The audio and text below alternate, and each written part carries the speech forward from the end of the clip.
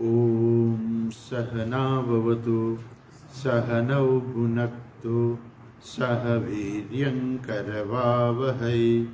तेजस्विनावधीतमस्तु मा विद्विषावहै।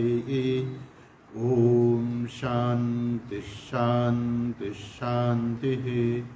श्रुतिस्मृतिपुराणानाम् आलयं करुणालयं नमामि भगवत्पादं शङ्करं लोकशङ्करं शङ्करं शङ्कराचार्यं केशवं बादरायणं सूत्रभाष्यकृतौ वन्दे भगवन्तौ पुनः पुनः।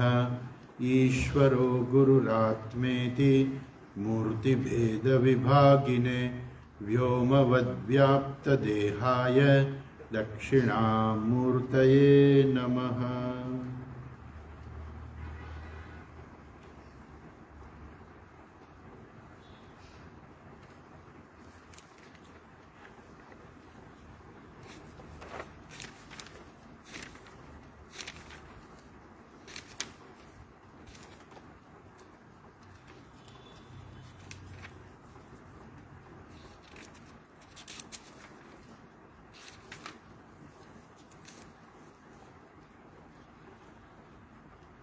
सच्चिदानन्दरूपाय विश्वोत्पत्त्यादिहेतवे तापत्रयविनाशाय श्रीकृष्णाय वयं नुमः। यं प्रव्रजन्तमनुपेतमपेतकृत्यं द्वैपायनो विरहकातर आजुहाव पुत्रेति तन्मयतया तरवोऽभिनेन्दुः तं सर्वभूतहृदयं मुनिमानतोऽस्मि।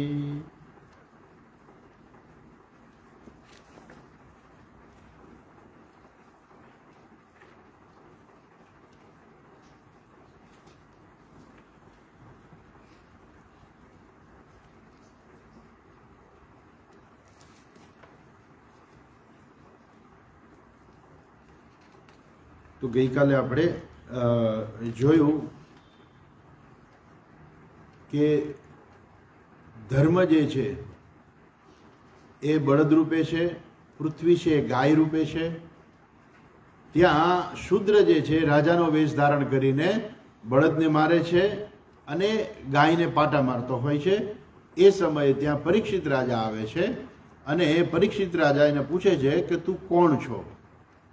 ને ત્યાર પછી એ કહે છે કે હું જે છે અને તું અહીં આવ્યો છે શું કામ?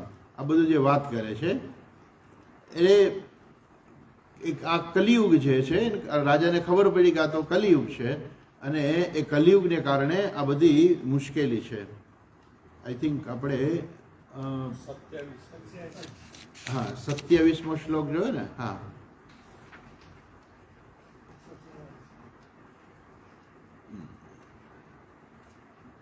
અને વૃષભને એટલે બળદને કહે છે, ધર્મરૂપ જે છે એને કહે છે કે તમે ચિંતા ના કરો, હું તમારું કલ્યાણ કરીશ। તમારા જે 4 પગ હતા એને પૂછે છે કે તમારા 4 પગ હતા એમાંથી આ 3 કેમ કરતા તૂટી ગયા, અથવા તો તમારા દુઃખનું કારણ શું છે ખરેખર? પણ જ્યારે ધર્મને પૂછે છે ત્યારે ધર્મ જે છે, બળદ જે છે એ શું કહે છે? એ કોઈનું નામ નથી આપતા, કોઈનું નામ નથી આપતા। એ કહે છે કે બધા લોકો દુઃખનું કારણ જે છે ને બધા જુદું જુદું કહેતા હોય છે, જે આપણે ગઈકાલે વિસ્તારથી જોયું કે એ દુઃખનું કારણ જે છે ખરેખર દુઃખનું કારણ માત્ર આપણું મન નથી। દુઃખનું કારણ જે છે બધા જે છે ને બધા કારણો ભેગા છે। ખરેખર એક દ્રષ્ટિકોણથી જોઈએ તો દુઃખ છે જ નહીં। કેમ કે દુઃખ છે જ નહીં? કેમ કે દુઃખ નામની કોઈ વસ્તુ જ નથી ખરેખર। ખરેખર દુઃખ એટલે શું? તો કે આપણા મનમાં અનુભવાય છે। આપણા મનને જ્યારે દુઃખ થાય છે, મન સુખ દુઃખનું કારણ છે, એટલે મન છે એટલે મનમાં સુખ પણ થાય અને દુઃખ પણ થાય। પણ ખરેખર શું મનનું હોવાપણું સત્ય છે? જો તમે તપાસ કરવા જાઓ તો મનનું પણ હોવાપણું ખરેખર સત્ય નથી। કેમ કે મન છે એ તો સૂક્ષ્મ પંચમહાભૂતમાંથી બનેલું છે, એ તો જળ છે. તો જળ હોય એનું ક્યાં હોવાપણું જ છે ખરેખર? તો જેનું ખરેખર હોવાપણું ના હોય એના દ્વારા જે કંઈ અનુભવાતું હોય એ પણ કેવી રીતે સત્ય હોઈ શકે? એ પણ સત્ય ના હોય. અને એટલા માટે થઈને આ બધા જ જે છે, આ બધા જ જે વિચારો જે છે, કે બધા જુદા જુદા જે વાત જે છે, એ બધા જુદા જુદા દ્રષ્ટિકોણથી વાત કરતા હોય છે. કોઈ પાસે એક આખે આખો જે છે એ વિચાર નથી હોતો. શું આખે આખો વિચાર છે? ગઈકાલે આપણે જોયું પ્રમાણે કે માણસને દુઃખ થાય છે એનું કારણ મન છે. કેમ કે વ્યવહારિક મન છે, ખરેખર મનની સત્યતા નથી. મન ખરેખર અલગ રૂપે કોઈ રહેલી કોઈ વસ્તુ નથી. ખરેખર મનનું હોવાપણું ખોટું છે, પણ છતાંય એ વ્યક્તિ છે, શરીર છે, અને શરીરની અંદર મન છે, અને એટલે મનને દુઃખ અનુભવાય છે. એટલે મન એક કોઈ વ્યક્તિ એમ કહે છે કે માત્ર મન જ કારણ છે, તો એ વ્યક્તિ સાચી નથી. પણ એક દ્રષ્ટિકોણથી એ વ્યક્તિ સાચી છે કે માત્ર શરીરના દ્રષ્ટિકોણથી તમે જુઓ તો એનું કારણ મન છે, અને મન છે એ દુઃખનું કારણ છે. બીજા કોઈ એવું કહેતા હોય કે દેવતાઓ કારણ છે, તો એ પણ આપણે જોયું કે ખરેખર દેવતાઓ આપણને દુઃખ નથી આપતા. પણ દેવતાઓ શું છે? એ આપણે કરેલા કર્મના ફળ રૂપે દેવતાઓ એ સ્થાનમાં આવે છે. આપણે પૂર્વજન્મમાં જે કર્મો કર્યા હોય એ કર્મનું ફળ ભોગવવાનો સમય આવે ત્યારે દેવતાઓ એ સ્થાનમાં આવી જાય. અર્થાત જો માણસને દુઃખ ભોગવવાનું હોય તો એ શનિ મહારાજ જે છે એ એના સ્થાનમાં આવી જાય. માણસને સુખ ભોગવવાનું છે તો એ શુક્ર જે છે એના સ્થાનમાં આવી જાય. એ શુક્રનો ગ્રહ જે છે એ સુખનું કારણ કહેવામાં આવે છે. પણ ખરેખર એ ગ્રહને કારણે સુખ નથી થતું, આપણા પોતે કરેલા કર્મના ફળ રૂપે જ આપણને સુખ મળે છે. પણ એ જાણે કે ગ્રહ દ્વારા મળે છે. જાણે કે એટલે શું? એ ગ્રહની સ્થિતિ એવી થાય ત્યારે આપણા જીવનમાં અમુક સુખજનક પરિસ્થિતિ કે અમુક દુઃખજનક પરિસ્થિતિ આવતી હોય છે. એમાં એ ગ્રહોનો કોઈ દોષ નથી, પણ છતાંય ગ્રહો કારણ નથી એવું તમે ના કહી શકો. એટલે એક દ્રષ્ટિકોણથી ગ્રહો પણ કારણ છે કે એ સ્થિતિમાં આવે ત્યારે આપણને સુખ કે દુઃખજનક પરિસ્થિતિ આપણી આવતી હોય છે. માટે દૈવમ છે એ પણ એક કારણ છે. પરંતુ માત્ર ઈશ્વર જે છે એ દેવતાઓ જે છે એના પણ ઈશ્વર છે. દેવતાઓનું પોતાનું અલગ અસ્તિત્વ નથી. અને એ દેવતાઓને તમે એક સાથે તમે જો તો જાણે કે ભગવાન આપણને સુખ દુઃખ આપે છે. તો ભગવાન પણ સુખ દુઃખ આપે છે એવું ના કહેવાય. કેમ ના કહેવાય? કેમ કે ભગવાન કોઈને સુખ કે દુઃખ આપતો જ નથી. તો આપણી પાસે પહોંચાડનાર ભગવાન છે. એટલા માટે આપણે એવું કહીએ કે ભગવાન જે સુખનું કારણ છે અને દુઃખનું કારણ છે. ખરેખર ભગવાન કોઈ કારણ નથી. તો અંતે શું થયું? અંતે નિશ્ચય શું થયો કે દરેકે દરેક વસ્તુ જે છે કે જે કારણો બતાવવામાં આવ્યા એ બધા પોતપોતાના સ્થાનમાં યોગ્ય છે. એવું નથી કે તમે કોઈને બાદ કરી શકો. આ બધાનો સર્વનું એક સાથે તમે ગણો તો એ દુઃખનું ખરેખર કારણ છે. બાકી ખરેખર તો કર્મો જે છે, ખરેખર તો મુખ્ય તો કર્મ જ છે કે આ કર્મ જે છે એ આપણને દુઃખ, પણ ખરેખર કર્મ જે છે દુઃખ આપણને આપે કે સુખ આપે આપણને? પણ એ કર્મો પણ આપણો જ્યારે અહંકાર છે ત્યારે ખરેખર હું તો કોઈ કરતા જ નથી. જો હું કોઈ અકર્તા આત્મા છું તો પછી સુખ દુઃખ ક્યાંથી આવ્યા?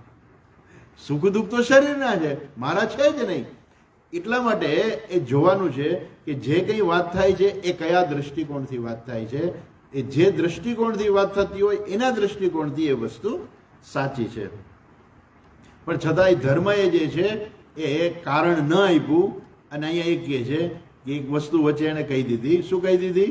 કે જો કોઈ પણ વસ્તુનું જે માણસ સૂચન કરનાર હોય ને એ વસ્તુ એને લાગે. એટલે અહીંયા શું કહ્યું કે જે સૂચન કરનાર જે છે એ પોતે યદ અધર્મ કૃત સ્થાનમ સૂચકસ્યાપી તદ્ભવેત. જે વ્યક્તિ જે છે એટલે શું અહીંયા એના દ્વારા શું કહ્યું છે? Complaining mind. એ જેનું માણસ જે છે હંમેશા કમ્પ્લેન જ કરી રાખે ને એ વ્યક્તિ પછી અંતે એવી જ બની જાય. એ હંમેશા કમ્પ્લેન જ કરી રાખે. તો હશે આ જગત છે તો જગતની અંદર બધું અલગ અલગ પ્રકારનું હોય છે. પણ એ કોઈ પરિસ્થિતિ આપણે સુખ આપે કે દુઃખ આવે બધું બરાબર છે, પણ એ બધું પકડીને બેસી ના જવાય. એટલે જે વ્યક્તિ એ પકડીને બેસી જ જાય છે તો એટલે ઘણા બધા લોકો હોય ને, તમે એને કહો ને કે આ દુનિયા કેવી છે તો એમ જ કે આ દુનિયા ખરાબ જ છે. અમુક લોકોને તમે કહો ને તો એ કહે છે કે નહીં નહીં દુનિયા તો બહુ સારી છે. પણ દુનિયા ખરાબે નથી ને સારી નથી, દુનિયા જેવી છે એવી છે. આ જગત જેવું છે એવું છે, એ સારું નથી અને ખરાબે નથી. પણ જે વ્યક્તિ જે વસ્તુ પકડી લે એને બધું એવું જ લાગે. એ વ્યક્તિ પોતે પણ અંતે એવી જ થઈ જાય છે. તો કોઈ માણસ જે છે એ શું કામે ખરાબ કર્મ કે ખોટું કર્મ કે કઈ ગુનાહિત પ્રવૃત્તિ કરે છે, એને જયારે પૂછવામાં આવે તો કે હું કરું છું બરાબર જ છે. એના દ્રષ્ટિથી વ્યક્તિ પોતે ખોટી નથી હોતી. કોઈને કે આને તે કેમ માર્યું, તો કે મારવાને લાયક છે એટલે જ મેં માર્યું. એના દ્રષ્ટિ કે વ્યક્તિ સાચી છે, પણ એ ખરેખર ગુનો બની જાય છે. એટલે એ વ્યક્તિને ખબર નથી કે હું ગુનાહિત પ્રવૃત્તિ કરું છું, અને પછી આખી જિંદગી જેલમાં સડે છે. આખી જિંદગી જેલમાં રહેવું પડે. પણ મારતી વખતે એને વિચાર નથી આવતો કે હું કરું છું એ યોગ્ય છે કે અયોગ્ય છે. એને એમ જ લાગે છે કે હું કરું છું યોગ્ય છે. જો એને એમ લાગતું હોય કે હું કરું છું એ યોગ્ય છે, તો સરકાર એને એવોર્ડ આપવો પડે કે ભાઈ તે તો કરવા યોગ્ય તે કર્યું છે, માટે તને તો એવોર્ડ ને તું લાયક છો. પણ એને ભલે જેલના સળિયા પાછળ મોકલી દે છે. કેમ કે એને ન કરવાનું કર્યું છે. ખરેખર તો એને પોતાના દ્રષ્ટિકોણથી વ્યક્તિ પોતે સાચી જ છે. કેમ એ વ્યક્તિનો દ્રષ્ટિકોણ પેલા એવો બન્યો. પેલા એને એવું જ બધું સૂચન કર્યું. શું સૂચન કર્યું કે આ દુનિયા આવી છે, લોકો આવા છે, આમ છે ને તેમ છે ને, માટે મારે આવી રીતે વ્યવહાર કરવો જોઈએ. એ વ્યક્તિ પોતે એવી બની જાય અંતે. એટલે એ કોઈ પણ વસ્તુ જે છે એને વધારે પડતું જે છે ક્યાંય મહત્વ ન આપવું. ઠીક છે. અહીંયા શું કહે છે? યદ અધર્મકૃત સ્થાનમ સૂચકસ્યાપી તદ ભવેત. એટલા માટે કહે છે કે મેં કહ્યું નહીં. અચ્છા, એ બધું આપણે ગઈકાલે જોયું. અને છેલ્લે આપણે જોતા હતા કે 27મો શ્લોકમાં જોયો, ત્યાં શું કહ્યું કે શોચત્ય શ્રુકલા સાધ્વી દુર્ભગેવો જીતાધુના અબ્રાહ્મણ્યા નૃપવ્યાજાહ શુદ્રા ભોક્ષંતિ મામિતિ. ગાયને જે છે, બધી ગાયને લોકો બધા અત્યારે હેરાન કરે છે. જો પહેલાના જમાનામાં શું હતું કે જેની પાસે ગાય હતી ને એ ધન કહેવાતું. એ લોકો ગાયની પૂજા કરતા. ગાયનું દૂધ જે છે એ દૂધ ભગવાનને અર્પણ કરતા. ભગવાન શિવજીને એનો અભિષેક થતો. દૂધમાંથી ઘી બને તો યજ્ઞની અંદર હોમવામાં કામ હતું. એટલે ગાયનું દૂધ, ઘી કે જે કંઈ હોય, આ બધું જે છે એ ભગવાનની પૂજા કે યજ્ઞ કરવામાં બધું કામ લાગતું હતું. હવે જે છે, હવે છેલ્લે શું થયું કે અહીંયા કહે છે કે શુદ્રો મને ભોગવવાના છે. શુદ્રો કેવી રીતે ભોગવશે? એ ગાયને મારીને ખાઈ જશે. ભોગવવાનું એટલે શું? એ કહે છે ને અબ્રહ્મણ્યા નૃપવ્યાજા શુદ્રાહ ભોક્ષંતિ મામિતિ. હવે શુદ્રો મને ભોગવશે, તો ગાયને શુદ્રો કેવી રીતે ભોગવી શકે? કારણ કે એને તો યજ્ઞ યાગાદી કંઈ કરવાના જ નથી. તો એ કેવી રીતે ભોગવશે? એ ગાયને મારીને ખાઈ જાય છે. એટલે એ જે છે એ બતાવે છે કે આ બધું આ છે ને કેવું કે લક્ષ્યાર્થ છે. આ શ્લોક દ્વારા આવું બધું લક્ષિત થાય છે. કેમ કે શુદ્ર ગાયને કેવી રીતે ભોગવી શકે? કેમ કે એને તો યજ્ઞ યાગાદી કે પૂજા તો એને કંઈ કરવાની જ નથી. અને એ શુદ્રના દ્રષ્ટિકોણથી અહીં કયો શું નિર્દેશ કર્યો છે કે જે લોકો ખોટા કર્મ કરે છે એનું છે. કે શુદ્રનો અર્થ માત્ર જન્મ કે વર્ણના દ્રષ્ટિકોણથી અહીં નથી કહેવામાં આપવું. કેમ કે પેલો ગાયને મારે છે. ગાયને કોણ મારે? એવું કઈ લખી દીધું છે કે શુદ્ર હોય જ ગાયને મારે? નહીં. જેની બુદ્ધિ આવી છે, જે ગાયને મારે છે ને એ શુદ્ર છે. ખરેખર તો કહેવાનો આશય શું છે કે ગાયને મારે છે, બળદને મારે છે, એ બધા શુદ્ર કહેવાને લાયક છે. અને આવા બધા શુદ્રો છે એ ગાયને મારીને શું કરવાના હતા? એનું માંસ ખાવાના છે. બીજું શું કરવાના હતા?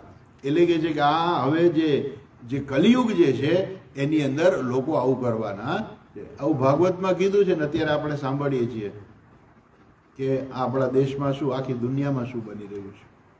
ઓકે, આ પ્રકારે જોઈએ. 28મો શ્લોક કહીએ. ઇતિ ધર્મમ મહિમ ચૈવ ઇતિ ધર્મમ મહિમ ચૈવ સાંત્વયિત્વા મહારથઃ શાંતયિત્વા મહારથઃ નિશાતમામદે ખડ્ગમ નિશાતમાદદે ખડ્ગમ કલયે ધર્મ હેતવે કલયે ધર્મ હેતવે ઇતિ ધર્મમ મહિમ ચૈવ શાંતયિત્વા મહારથઃ મહારથઃ અર્થાત મહારથી મહારથી એટલે શું કે જે યોદ્ધો 10,000 યોદ્ધાઓ સામે એકલો ઊભો લડે એકલો પહોંચી વળે એવી જેનામાં શક્તિ હોય એને મહારથી કહેવાય. રથી, મહારથી અને અતિરથી. અતિરથી એને કહેવાય કે જે 10,000 કરતા પણ વધારે ગમે એટલા યોદ્ધા હોય એને પણ પહોંચી વળે એકલા હાથે, એને કહેવાય અતિરથી. ભીષ્મ પિતામહ, અર્જુન, કર્ણ, ભગવાન શ્રી કૃષ્ણ આ બધા અતિરથીઓ હતા. અહીંયા એને કહે છે મહારથ અર્થાત મહારથી. આ મહારથી પરીક્ષિત છે કે એકલો ઉભો હોય તો 10,000 યોદ્ધાઓને પહોંચી વળે એવી એનામાં શક્તિ હતી. એવા મહારથી પરીક્ષિતે એ પ્રમાણે શાંતયિત્વા ગાયને અને બળદને સાંત્વના આપી. ઇતિ ધર્મમ મહિમ ચૈવ ધર્મમ અર્થાત ધર્મને કે જે બળદ રૂપે છે અને ગાયને એટલે કે પૃથ્વીને કે જે ગાય રૂપે જે છે એ બંનેને શાંતયિત્વા સાંત્વના આપી કે હવે હું આવી ગયો છું, તમે કાંઈ ચિંતા કરોમાં, મારા રાજ્યની અંદર કોઈને પણ હું દુઃખી રહેવા નહીં દઉં, ક્યાંય પણ ત્રાસ હશે તો એને હું દંડ આપીશ. એમ અહીંયા જે છે આ કલી જે છે, આ શુદ્ર જે છે એ તને મારે છે માટે એને પણ હું દંડ આપીશ એમ કરીને એને હાથમાં જે નિશાત મા દદે નિશાતમ આ દદે નિશાતમ એટલે તીક્ષ્ણ હથિયાર. આમ નિશાતમ એટલે આમ તો તીક્ષ્ણ હથિયાર થાય પણ અહીંયા જે છે હાથમાં લીધું સ્વાભાવિક છે કે તલવાર હાથમાં લીધી એટલે નિશાતમ આ દદે ખડગમ એકદમ ધારદાર, ખડગમ એટલે તલવાર, એકદમ ધારદાર તલવાર એને હાથમાં લીધી. આ દદે કલયે અધર્મ હેતવે કલિયુગ જે છે એને મારવા માટે અધર્મયુક્ત આ જે અધર્મરૂપી જે કલિયુગ જે છે એને મારવા માટે એને હાથમાં તલવાર લીધી. સ્વાભાવિક છે કે હવે કલિયુગને મારી જ નાખશે. શું કર્યું એને? મારી નાખ્યો કલિયુગને. તો શું કહે છે જો આગલા શ્લોકમાં કહે છે 29મા શ્લોકમાં કહે છે તમ જિગાંસુમભિપ્રેત્ય તમ જિગાંસુમભિપ્રેત્ય વિહાય નૃપલાંછનમ તત્પાદમૂલમ શિરસા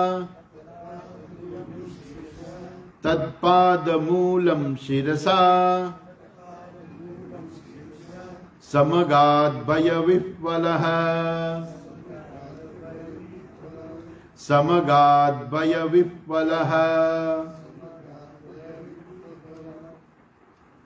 તમ જિગાંસુમ અભિપ્રેત્ય વિહાય નૃપલાંછનમ.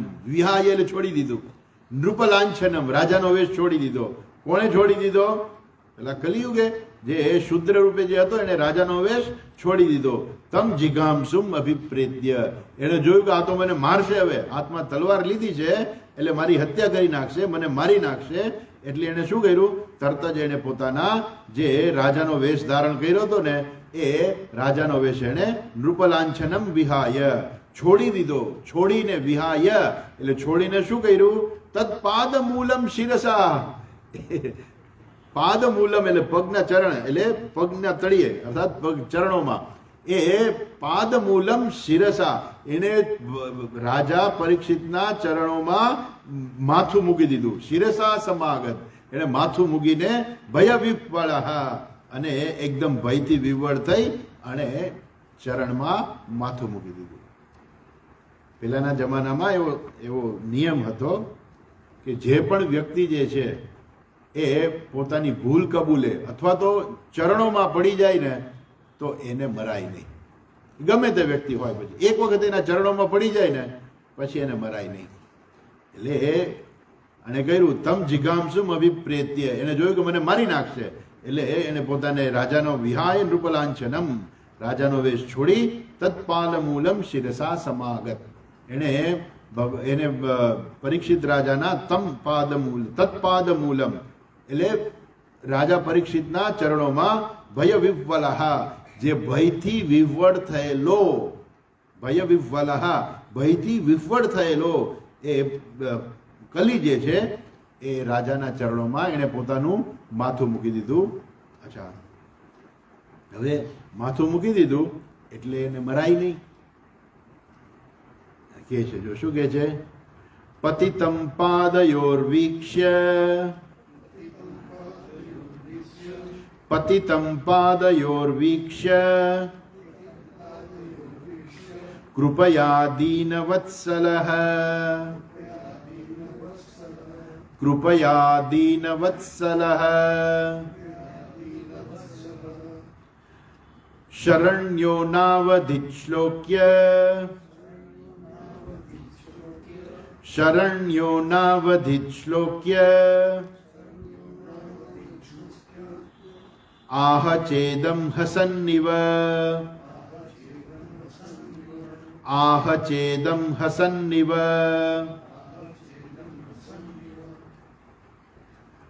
પતિતમ પાદયોર વીક્ષ્ય, વીક્ષ્ય એટલે જોઈને, પાદયોહો પતિતમ પગમાં પડેલો જોઈને, કૃપયા દયાથી, દીનવત્સલઃ, દીનવત્સલઃ એટલે જો કોઈ પણ માણસ જે છે એના શરણે આવે તો એને પ્રેમ કરે અથવા તો એને જે છે એને પોતાને અભયદાન આપે, એને કહેવાય દીનવત્સલઃ. અથવા તો જે દીનવત્સલઃ એટલે શું, જે ગરીબ માણસો જે છે, દીન એટલે ગરીબ પણ થાય, દીનવત્સલઃ જો કોઈ પણ માણસ ગરીબ છે તો એને પ્રેમ કરે અથવા તો એની દુઃખને દૂર કરવું, એને કહેવાય દીનવત્સલઃ. ભગવાનને પણ દીનવત્સલઃ કહેવાય કે આપણે ભગવાનને શરણે જઈએ તો ભગવાન આપણું દુઃખ દૂર કરે, દીનવત્સલઃ. તો આ પ્રમાણે એ દીનવત્સલઃ રાજા જે છે એ યશસ્વી એવા રાજાએ એને શું એ કેવા હતા, શરણ્યો ના